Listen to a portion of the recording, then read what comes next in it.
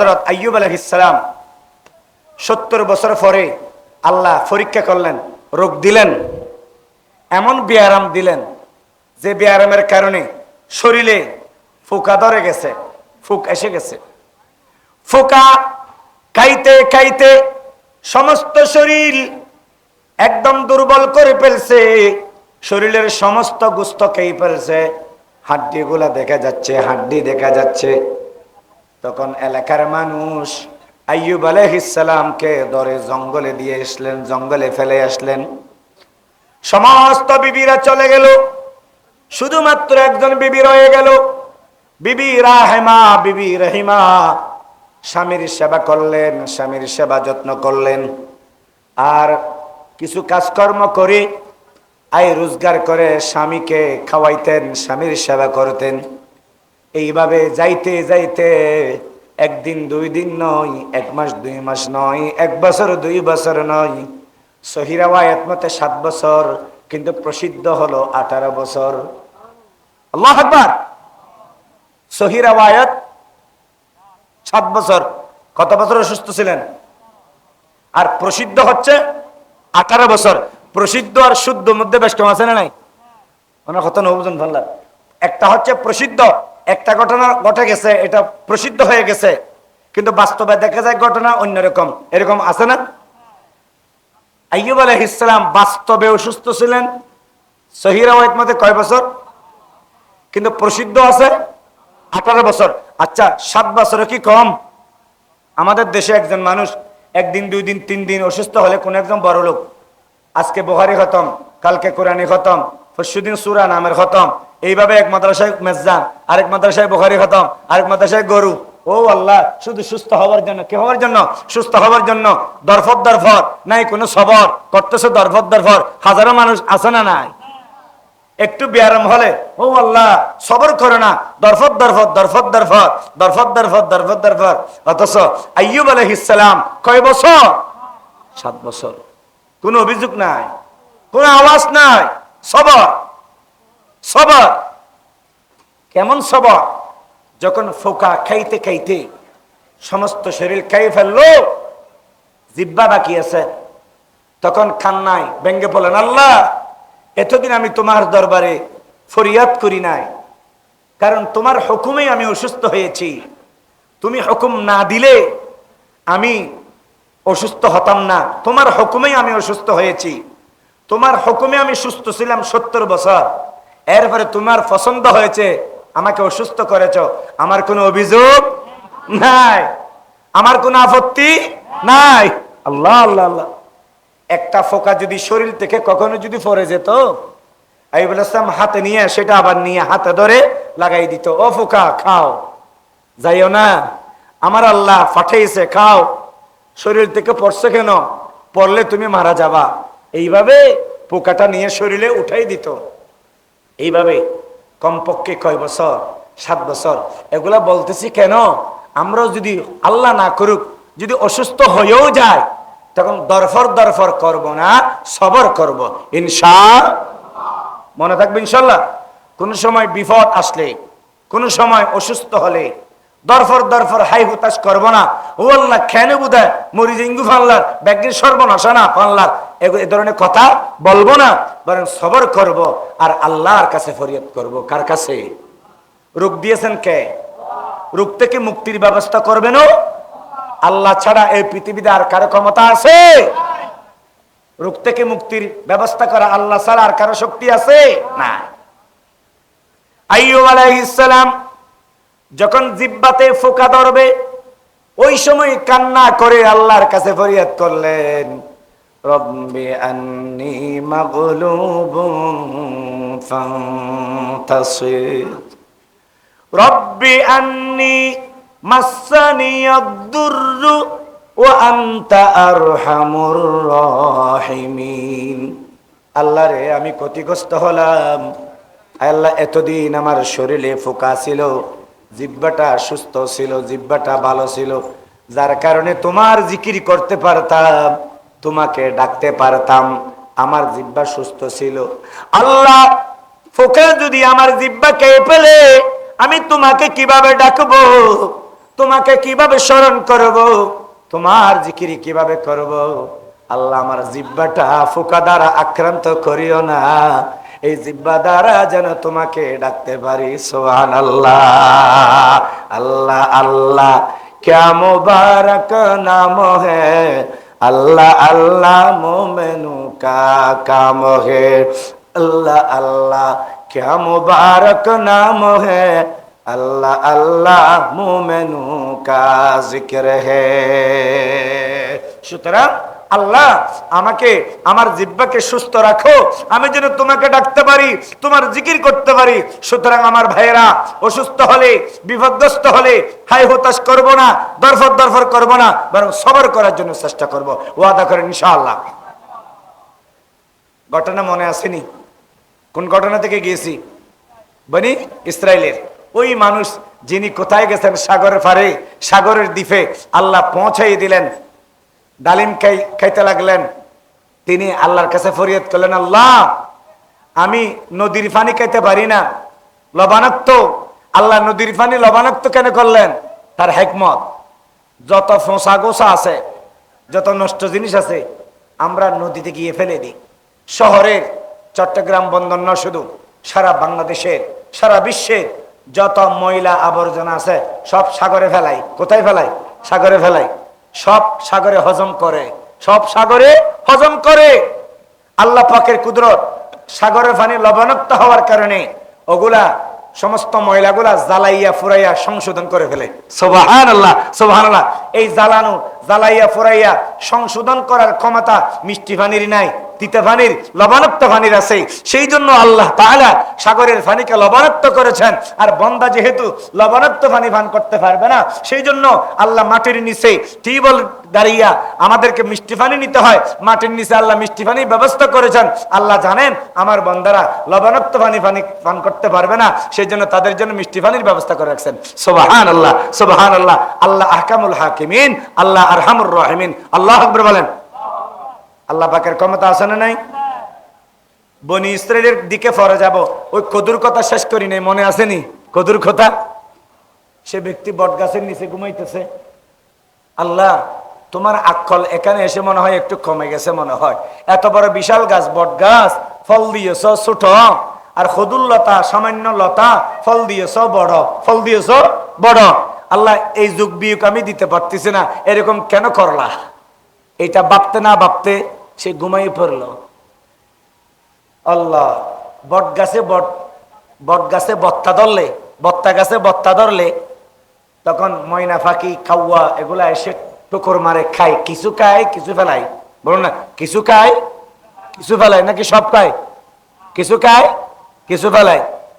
ঘটনাক্রমে সে বট গাছের বত্তা থেকে একটা বিচি, একটা শুধু বিচি, বিচি, গোটা বত্তা নয়, একটা বিচি।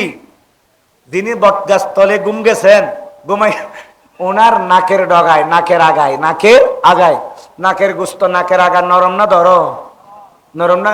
কেউ যদি এরকম টুকা মারে কিরকম লাগে? কেউ যদি মজাক করে, মস্কারি করে, কেউ যদি বলে এরকম মস্কারি করে, তাই বেটা তুই আমার সাথে কথা বলিস না, তুই যেখানে সেখানে মস্কারি করিস, এখানে মাথায় তুমি আমার শরীরে একটা তাপ্পর দিলে অনেক ভালো লাগতো, নাকের ডগায় এমন ভাবে দিছো বেটা, তোর সাথে আর 3 দিন কথা বলবো না। নাউজুবিল্লাহ মিন যালিক। এরকম রাগের মাথায় বলে কি বলে না? বলে। যখন বত্তা গাছের একটা বিচি নাকের ডগায় পড়ছে, তখন জাগ্রত হইয়া নাক ফেটে গেছে, নাক ফেটে গেছে। তখন আল্লাহর কাছে বলতে লাগলো, আল্লাহ এখন বুঝে আসছে, এখন বুঝে আসছে, এখন বুঝে আসছে। আল্লাহ আমি তোমার বিরুদ্ধে অভিযোগ করছিলাম, আল্লাহ আমাকে ক্ষমা করে দাও, আল্লাহ আমাকে মাফ করে দাও। এখন বুঝে আসছে, কারণ কদু গাছের নিচে ঘুমানোর জন্য কেউ যায় না, বট গাছের নিচে মানুষ ঘুমাবে যে তুমি জানো আল্লাহ, তুমি জানো। এই বট গাছের ফল যদি খদুর মতো যদি হতো, আজকে আমার লাশ তোয় পাওয়া যেত না। আল্লাহ বট গাছের, বত্তা গাছের বিচে হবার কারণে কমাস কম আমার নাকের আগা ফাটছে, আমি মরি নাই, বেঁচে আছি। যদি খদুর মতো হতো আমাকে পাওয়া যেত না। আল্লাহু আকবার কাবীরা। আল্লাহ আহকামুল হাকিমিন। বলেন আল্লাহ, বড় করে বলুন আল্লাহ। আল্লাহর প্রত্যেকটা কাজের মধ্যে হিকমত আছে না নাই? আছে। মুসলমান ওই ব্যক্তি আল্লাহর কাছে দোয়া করলেন, নদীর পানি, সাগরের পানি পান করতে পারবো না, আল্লাহ আমার জন্য মিষ্টি পানির ব্যবস্থা করে দাও। এরকম দোয়া করলেন। আমার আল্লাহ ওই বান্দার জন্য মিষ্টি পানির ব্যবস্থা করে দিলেন। জিবরিল যাও যাও, আমার বান্দার জন্য মিষ্টি পানির ব্যবস্থা করে দাও। জিবরিল এক দৌড়ে আসলেন, আঙ্গুল গেড়ে দিলেন, বালুর মধ্যে একটা আঙ্গুল ঢুকাই দিলেন। ঢুকানোর সাথে সাথে সেখান থেকে বলঘাত বলঘাত করে মিষ্টি পানি উঠতেছে। ওই বান্দা সেখান থেকে পানি পান করে, আর ওই দিক থেকে ডালিম খায়। সারাদিন রোজা রাখে, সারা রাত ইবাদত করে, 4-5 ঘন্টা ঘুমায়, আর বাকি সময়গুলো ইবাদতে কাটায়। এইভাবে 1 বছর 2 বছর নয়, লাগাতার 500 বছর ইবাদত করেছেন। বলেন সুবহানাল্লাহ। মুসলমান, এইভাবে দীর্ঘদিন ইবাদত করেছেন। সেই বান্দা যখন কিয়ামতের ময়দানে আল্লাহর সামনে যাবেন, আল্লাহর দরবারে হাজির হবেন, তখন আল্লাহ তাআলা বলবেন, ফেরেশতা আমার এই বান্দাকে আমার দয়ায় জান্নাত দিয়ে দাও, আমার দয়ায় বেহেশতে পাঠায়া দাও। সুবহানাল্লাহ বলেন। শব্দ কি? আল্লাহ কি বলছেন? আমার কথা সেটা লক্ষ্য করবেন, যে এই কথাটা কেন বলতেছি সেদিকে লক্ষ্য রাখবেন। আল্লাহ বলতেছেন, ফেরেশতা আমার এই বান্দাকে আমার দয়ায়, আমার ফজলে করমে, আমার মেহেরবানিতে জান্নাত দিয়ে দাও। তখন ওই 500 বছরের ইবাদতকারী মনে মনে ভাববেন, হায়রে আজকেও যদি আল্লাহর দয়ায় বেহেশতে যেতে হয়, তাহলে 500 বছরের ইবাদত গেল কোথায়? আল্লাহকে আমাকে 500 বছরের ইবাদতের বিনিময়ে কি জান্নাত দিতে পারে না? আজকে কেন আল্লাহর দয়ায় আমাকে জান্নাতে যেতে হলো? আমার ইবাদতের মর্যাদা কোথায়? মুসলমান, ওই বান্দা বারবার বলতে, মনে মনে বলতে লাগবে, কেউ জানে না মনের কথা জানে কে? আওয়াজ দিয়ে হম বলবো কেনা? কেউ জানে না জানেন কে? আল্লাহ। কেউ দেখে না দেখেন কে? আল্লাহ। কেউ শুনে না শোনেন কে? আল্লাহ আল্লাহ। বান্দা শুধু মনে মনে কল্পনা জল্পনা করছেন, শুনে ফেলছেন কে? আমার আপনার কল্পনা জল্পনা, যার কল্পনা তাই জানে, যে তাও সাময়িক। 1 মাস হয়ে গেলে কি জল্পনা করছে সেটার মনে থাকবে না, কিন্তু আল্লাহর জানা আছে না নাই? বান্দার কল্পনা জল্পনা আল্লাহ বুঝে ফেলছেন। আল্লাহ বলবেন, এই ফেরেশতারা আমার এই বান্দাকে জাহান্নামে নিয়ে যাও। আমার এই বান্দাকে। সেই বান্দা বলবে, আল্লাহ আমার সিদ্ধান্ত ব্যতিক্রম হয়ে গেল, পরিবর্তন হয়ে গেল। আল্লাহ তাআলা বলবেন, বান্দা আমার হুকুম যেই রকম, কাজও সেই রকম, কাজও সেই রকম, কথা বলার অধিকার নাই। যাও যাও যাও, কিছুক্ষণ পরে তোমার বুঝে আসবে, কিছুক্ষণ পরে তোমার বুঝে আসবে। ফেরেশতারা দরে দরে ওই 500 বছরের ইবাদতকারীকে দরে দরে জাহান্নামে নিয়ে যাচ্ছেন। এখনো জাহান্নামে প্রবেশ করেনি, অনেক দূরে আছে, কিন্তু জাহান্নামের তাপ, জাহান্নামের গরম, আগুনের গরম সহ্য হয় না। অনেক দূর থেকে জাহান্নামের গরম ওই বান্দার শরীরের দিকে যখন আসতে লাগলো, তখন সাথে সাথে পানির পিপাস ধরলো, পানির পিপাস লাগলো। পানি পানি করে চিৎকার করে, পানি দাও পানি দাও পানি দাও, পানি লাগবে পানি লাগবে, পানি পানি। এরকম যখন চিল্লাবেন, চিল্লাতে থাকবেন, একজন ফেরেশতা 1 গ্লাস পানি নিয়ে রাস্তার মধ্যে দাঁড়িয়ে থাকবে। তখন তার কাছ থেকে চাওয়া হবে, ও ভাই আমার পানি লাগবে। তখন ফেরেশতা বলবে, এই পানি এমনি দেওয়া যাবে না, বিনিময় লাগবে। কি লাগবে? বিনিময় লাগবে, বিনিময় লাগবে। বিনিময় ছাড়া পানি দেওয়া যাবে না। ওই সময় তো টাকা নেই, পয়সা নেই, সওয়াবেই বিনিময়। বলো না কি বিনিময়? বান্দার আমল, নেক আমল হবে বিনিময়। সেখানে কি আপনি টাকার বান্ডেল নিতে পারবেন? স্বর্ণ শান্তি নিতে পারবেন? ধন সম্পদ কি লগে যাবে? যাবে না। লোহাটা জেনে গিয়ে তো নামার তুলে গুন দেয় কেন? বড় করে হন না। সাতকা নিয়ে লোহাঘাটা কি খবর দেওয়ার সময় কি স্বর্ণ শান্তি দেওয়া হয় নাকি? নাকি যেগুলো আছে সেগুলো আরো নিয়ে নেওয়া হয়, নিয়ে নেওয়া হয়। আশ্চর্যের বিষয়, আশ্চর্যের বিষয়। মানুষ অ্যাক্সিডেন্ট করে, গাড়িতে অ্যাক্সিডেন্ট করে, রক্ষা করার আগে ওনার পকেটে মোবাইল টাকা যেগুলো আছে সেগুলাকে নিয়ে নেয়, ওনাকে রক্ষা করে না। নাউজুবিল্লাহ বলেন। আল্লাহ আল্লাহ আল্লাহ। মরার উপর খরা, একটা কথা আছে না নাই? মরার উপর খরা। তার জান কিভাবে বাঁচবে, তাকে কিভাবে চিকিৎসা দেওয়া যাবে, তার কিভাবে সেবা করা যাবে, আজ মুসলিম উম্মাহ ভুলে গেছে। মুসলিম উম্মাহ টাকার লোভে, সম্পদের লোভে, ক্ষমতার লোভে কি না করতে পারে, ঈমান পর্যন্ত বিক্রি করে। উচ্চ স্বরে বলেন নাউজুবিল্লাহ মিন যালিক।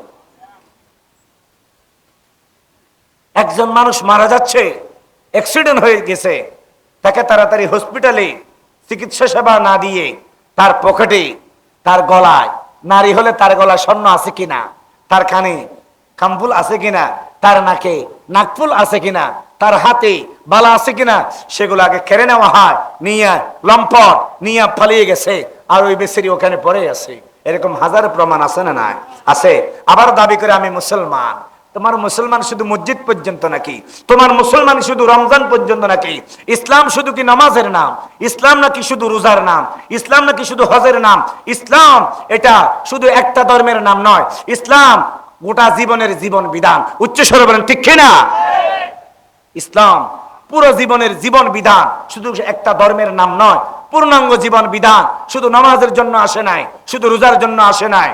এটা ইসলাম ব্যবসার ক্ষেত্রে লাগবে, বিবাহের ক্ষেত্রে লাগবে, মানুষের সাথে আচার আচরণের সাথেও লাগবে। সর্বক্ষেত্রে ইসলামের বিধান আছে না নাই? আছে। একজন মানুষ মারা গেল, তার সাথে এরকম আচরণ হলো, আমি কিরকম মুসলমান? আমি হজ করলাম, মাথায় টুপি দিলাম, আমি দাড়ি রাখলাম, আমি কি মুসলমান হয়ে গেলাম? নাকি কাজে কর্মে মুসলমান হতে হবে? শুধু দাড়ি রাখলে কি মুসলমান হওয়া যায়? শুধু দাড়ির দ্বারা মুসলমান হলে তো বান তো আছে না, ফাদরি মন্দিরে থাকে যে শালু হর বিন্দে সাধু, ও আল্লাহ হাত দাড়ি, ও হাত এক হাত। শুধু দাড়ি থাকার কারণে যদি মুসলমান বলা যেত, তাহলে সাধু এক নম্বর মুসলমান হতো, ঠিক না? কিরকম আমার বেগুসের কুদিনে নাকি ফেসাকে ধরিয়ে দেয়। আচ্ছা জানি শীতকাল দোকানের মাধ্যমে ফেসাবো ধরিব, ইয়ে স্বাভাবিক। মাশাল্লাহ অনেক মানুষ হয়ে গেছে আলহামদুলিল্লাহ। আমি যখন বসছিলাম শুধু 5 জন ছিল, এখন দেখতেছি আরো আস্তে আস্তে বাড়তেছে। আর আপনাদের আজকের মাহফিলের প্রধান বক্তা মাওলানা আব্দুল্লাহ আল মারুফ সাহেব, উনি আসতেছেন 5-10 মিনিটের মধ্যে চলে আসতেছেন মনে হয়, উনি আসতেছেন। ও আপনারা চলে আসুন, রাস্তাঘাটে যারা ঘোরাফেরা করতেছেন আসেন। উনি আসলে মাত্র আমি ছেড়ে দেবো, আমি 11টার মধ্যে শেষ করে দেবো। 11টা আর আছে মাত্র 10 মিনিট, আর 10 মিনিট আলোচনা করে আমি শেষ করে দেবো। কণ্ঠও বসে গেছে তো বেশি চিল্লাতে পারি না। সেজন্য আগামীকাল আবার সিদ্দিকিয়া মাদ্রাসায় ওখানে প্রোগ্রাম আছে, আপনারা সুযোগ হলে সেখানেও যাবেন ইনশাল্লাহ, আমি বয়ান রাখবো সেখানে। তো বলতে চাইছিলাম, কি বলতে চাইছিলাম মনে আছে? কার কথা? ইসলাম। ইসলাম পরিপূর্ণ জীবন বিধান। শুধু দাড়ি রাখার নাম ইসলাম? শুধু দাড়ি রাখলে যদি মুসলমান হওয়া যেত, তাহলে খ্রিস্টানের ফাদিরি অথবা মন্দিরের ফাদিরি একা দাড়ি, সে 1 নম্বর মুসলমান হতো, ঠিক না? তাহলে বুঝা যাচ্ছে দাড়ি রাখলে মুসলমান হওয়া যায় না। শুধু দাড়ির মধ্যে ইসলাম নয়, দাড়ির মধ্যে ইসলাম নয়।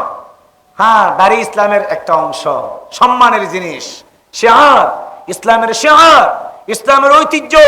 দাড়িতে মায়া, দাড়িতে মোহাব্বত, দাড়িতে উলফত, দাড়িতে ভালোবাসা, দাড়িতে সুন্নাহ। উচ্চ স্বরে বলুন আল্লাহু আকবার। দাড়ি রাখলে শুধু, আমি এটা বলতেছি শুধু দাড়ি রাখবো আর কিছু করবো না, এরকম হতে পারে না। দাঁড়িয়ে রাখবো, মাথায় টুপিয়ে দিব, সত্য কথা বলবো, বাটপারি সিটারি করবো না, মানুষকে দুঃখ দেব না, হারাম খাবো না, অন্যজনকে কষ্ট দেব না, জুলুম করব না, অত্যাচার করব না, আরেকজনের সম্পদ নষ্ট করব না, আত্মসাৎ করব না, এবং গরিব অসহায় আত্মীয় স্বজন ফারা প্রতিবেশী সকলের হক আদায় করব ইনশাআল্লাহ। ইসলাম পূর্ণাঙ্গ জীবন বিধান, ইসলাম পূর্ণাঙ্গ জীবন বিধান। শুধু সামান্য একটা গুটি কয়েকটা আমলের নাম শুধু ইসলাম নয়। সেজন্য আমার আল্লাহ বলেন, ইয়া আইয়ুহাল্লাযীনা আমানু দুখুলু ফিস-সিলমি কাফা। হে ঈমানদারেরা, ইসলামের ভিতরে পরিপূর্ণ ঢুকে পড়ো। কিছু মানলা, কিছু ছাড়লা, কিছু মন মতো, কিছু সমাজ মতো, কিছু শরীয়ত মতো, এরকম করলে হবে না।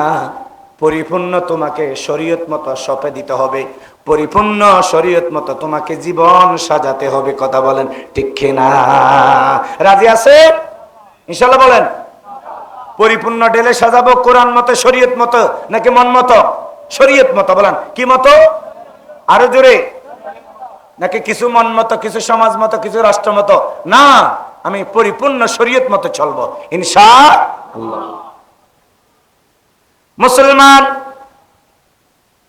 আমার আল্লাহ সেই জন্য কোরআন শরীফে বলেছেন, ইয়া আইয়ুহাল্লাযীনা আমানুত্তাকুল্লাহা হাক্কা তুকাতি ওয়া লা তামুতুন্না ইল্লা ওয়া আনতুম মুসলিমুন। হে ঈমানদারেরা, আল্লাহকে ভয় করো, মুসলমান হওয়া ছাড়া মৃত্যুবরণ করিও না। মুসলমান হইয়া মৃত্যুবরণ করো। মুসলমান কাকে বলা হয়? পরিপূর্ণ মুমিন কাকে বলা হয়? তিনটা জিনিস যার কাছে থাকবে সেই পরিপূর্ণ মুমিন, পরিপূর্ণ মুসলমান। কয়টা জিনিস থাকলে? বলেন। 1 নম্বরে বিশ্বাস, 2 নম্বরে মুখে স্বীকার, 3 নম্বরে কাজে কর্মে বাস্তবায়ন। আরবিতে বলি, আমার মুখে মুখে বলেন তাসদিক বিল জানান, ইকরার বিল লিসান, আমল বিল আরকান। এগুলা বুখারী শরীফের মধ্যে আছে। বুখারী শরীফ আসহুল কুতুবি বাদা কিতাবিল্লাহি as-সহিহুল বুখারী। সেখানে ঈমানের পরিচয় এভাবে দেওয়া হয়েছে, তিনটা জিনিস থাকলে সে পরিপূর্ণ মুমিন। তিনটা থেকে যদি একটাও যদি কম থাকে, সে পরিপূর্ণ মুমিন হতে পারবে না। আমি জানলাম মানলাম না, তাহলে আমি মুসলমান নয়। যেমন মুনাফিকরা আল্লাহর নবীকে চিনতো কিন্তু মানতো না, সেজন্য তারা মুসলমান নয়। কথা বলেন ঠিক কি না? মুনাফিকের দল মদিনাতুল মুনাব্বারা মসজিদে নববীতে রাসূলের পিছনে সাহাবায়ে কেরামের সঙ্গে কাতারে নামাজ পড়েছে, কিন্তু নবীকে বিশ্বাস করলো না। নবীকে বিশ্বাস করলো না, নবীর ধর্ম মানতো না। এমনি মুসলমানের আক্রমণ থেকে বাঁচার জন্য উপরে লেভেল দেখায়া মুসলমান দেখাইতো, এরা হচ্ছে মুনাফিক। তাহলে শুধু মানার নাম মুসলমান নয়, শুধু মানার নাম মুসলমান নয়, জানতেই হবে, মানতেই হবে, বিশ্বাস করতে হবে, মুখে স্বীকার করতে হবে, মানতেও হবে। তিনটা জিনিস পাওয়া গেলে পরিপূর্ণ মুসলমান হওয়া যায়, ঠিক না? আচ্ছা, যারা কাফের মুশরিক, এরা নবীকে চিনতো, এরা নবীকে কিন্তু মানতো না। শুধু চিনলে যদি মুসলমান হওয়া যায়, তাহলে কাফেররা 1 নম্বর মুসলমান হতো, ঠিক না? আবু জাহেল নবীকে চিনতো, জানতো। আল্লাহ পাক বলেন ওয়াজাহাদু বিহা ওয়াস্তাইকানাতাহা আনফুসুহুম যুলমান ওয়া উলুওয়া। আবু জাহেল, আবু লাহাব, কাফের মুশরিক, এরা নবীকে অস্বীকার করেছে, অথচ তারা জানে ইনি আল্লাহর রাসূল, ইনি আল্লাহর রাসূল। তাহলে শুধু জানলেও মুসলমান হওয়া যাবে না, জানতে, বিশ্বাস করতে হবে, মুখে স্বীকার করতে হবে এবং সাথে সাথে মানতে হবে, ঠিক না? আবার শুধু মুখে স্বীকার করলে, অন্তরে বিশ্বাস করলাম না, কাজকর্মে বাস্তবায়ন করে দেখালাম না, শুধু মুখে স্বীকার করলাম, তখনও মুসলমান হওয়া যাবে না। যেমন হিন্দুরা, বাংলাদেশ স্বাধীন হওয়ার সময় হিন্দুরাও মুসলমানদের দেখা দেখি কলমা পড়ছিল। কি পড়ছিল? কলমা পড়ছিল। পাকিস্তানি সেনাদের আক্রমণ থেকে বাঁচার জন্য, নিজেকে মুসলমান দেখানোর জন্য মুসলমানের কালিমা, মুমিনের কালিমা লা ইলাহা ইল্লাল্লাহু মুহাম্মাদুর রাসূলুল্লাহ তারাও পড়ছিল। কিন্তু তাই বলে কি তাদেরকে মুসলমান বলা যাবে? মুখে স্বীকার পাওয়া গেছে, মুখে ইকরার তো পাওয়া গেছে, সে তো ইকরার করছে যে আল্লাহ ছাড়া কোনো মাবুদ নাই, তাই বলে কি মুসলমান বলা যাবে? কেন? অন্তরে বিশ্বাস নাই। বলেন, অন্তরে বিশ্বাস নাই। যদি টুপি দ্বারা মুসলমান হওয়া যেত, নেপালের প্রধানমন্ত্রী 1 নম্বর মুসলমান হতো। নেপালের প্রধানমন্ত্রী 1 নম্বরে কি হতো? মুসলমান হতো। কারণ নেপালের প্রধানমন্ত্রী মাথায় টুপি দেয়, তবে একটু ব্যাখ্যা করে দেয়। কি করে দেয়? ব্যাখ্যা করে দেয়। তাহলে বুঝে যায় শুধু টুপির দ্বারা পাক্কা মুসলমান হওয়া যায় না, শুধু দাড়ির দ্বারা পাক্কা মুসলমান হওয়া যায় না। পাক্কা মুসলমান হওয়ার জন্য কয়টা জিনিস লাগবে? আওয়াজ দিয়ে বলেন কয়টা? আওয়াজ দিয়ে বলেন কয়টা? এখন আমার মুখে মুখে উচ্চারণ করেন। তাসদিক বিল জানান, ইকরার বিল লিসান, আমল বিল আরকান। মারুফ সাহেব এসে গেছেন, আমি দেখছি ঢুকে গেছে। মাশাআল্লাহ, আপনারা নাম শুনে তাড়াতাড়ি চলে আসতেছেন, আমি বুঝতে পারতেছি। আলহামদুলিল্লাহ, উনি আসতেছেন, মনে হয় একটু চা খেয়ে চলে আসবে। আমি এর পূর্বে শেষ করে দেব, কেউ একটা কেরাত পড়বে। আমার কণ্ঠ আসলে বসে যাচ্ছে, সেজন্য বেশি চিল্লাতে পারবো না। বাকি কথাগুলো শেষ করার জন্য চেষ্টা করতেছি। পরিপূর্ণ পাক্কা মুমিন মুসলমান হওয়ার জন্য কয়টা জিনিস লাগবে? 3টা জিনিস লাগবে। বলেন, অন্তরে বিশ্বাস, মুখে শিখা, কাজে কর্মে বাস্তবায়ন, এই তিনটা জিনিস পাওয়া গেলে তার নাম পাক্কা মুসলমান। তিনটা থেকে যদি একটাও যদি কম থাকে, সে পাক্কা মুসলমান হতে পারবে। আমরা কি পাক্কা মুসলমান হতে চাই নাকি কোন রকম মুসলমান হতে চাই? একসাথে মোহাব্বতে বলেন, আমরা কি পাক্কা মুসলমান হতে চাই নাকি কোন রকম মুসলমান হতে চাই? একটু মুখে বলুন না, আল্লাহ কবুল করুক। আমরা কি পাক্কা মুসলমান হতে চাই নাকি কোন রকম মুসলমান হতে চাই? আরো জোরে, আরো জোরে ইনশাআল্লাহ। তাহলে পাক্কা মুসলমান হতে হলে অন্তরে বিশ্বাস করব, মুখে স্বীকার করব। এই দুইটা জিনিস মাশাআল্লাহ আমাদের সমাজে আছে, আমাদের মাঝে আছে। কিন্তু তৃতীয় নম্বর জিনিসটা কারো আছে কারো নাই, কারো আছে কারো নাই। কাজে কর্মে বিশ্বাস নাই, কাজে কর্মে বিশ্বাস নাই, কাজে কর্মে বাস্তবায়ন করে দেখাতে পারি না। কাজ করতে গেলে